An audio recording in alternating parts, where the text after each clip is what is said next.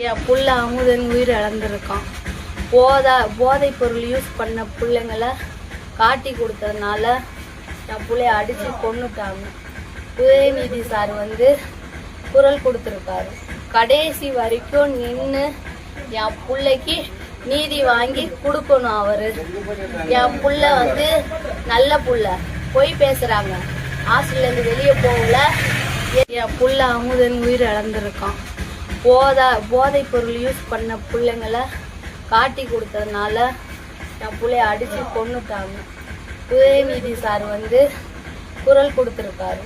கடைசி வரைக்கும் நின்று என் பிள்ளைக்கு நீதி வாங்கி கொடுக்கணும். அவரு என் புள்ள நல்ல புள்ள. பொய் பேசுறாங்க. ஹாஸ்டல்லேருந்து வெளியே போகல, எதுவுமே பண்ணலை. காலேஜ்லேருந்து வெளியே போகலை.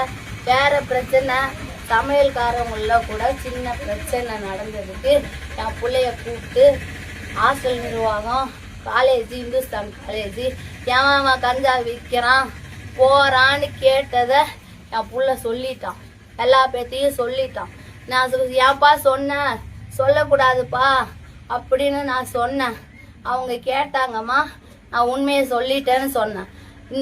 இந்த விஷயம் ரூமுக்குள்ளதான் இருக்கும், நாங்கள் வெளியே சொல்ல மாட்டோம்னு சொன்னவங்க சொல்லிட்டாங்க.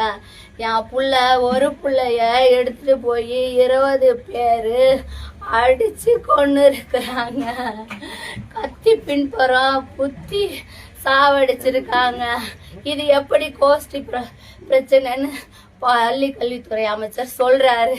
எங்களை கேட்காம ஒரு பையனை 20 பேர் அடிக்கிறது, இது எப்படி 2 டீமுக்குள்ள இருக்கிற பிரச்சனையா இருக்கும்? அதை சொல்லணும். பள்ளித்துறை கல்வி அமைச்சர் பேசுனதுக்கு நான் மிகவும் கண்டனம் தெரிவிக்கிறேன்.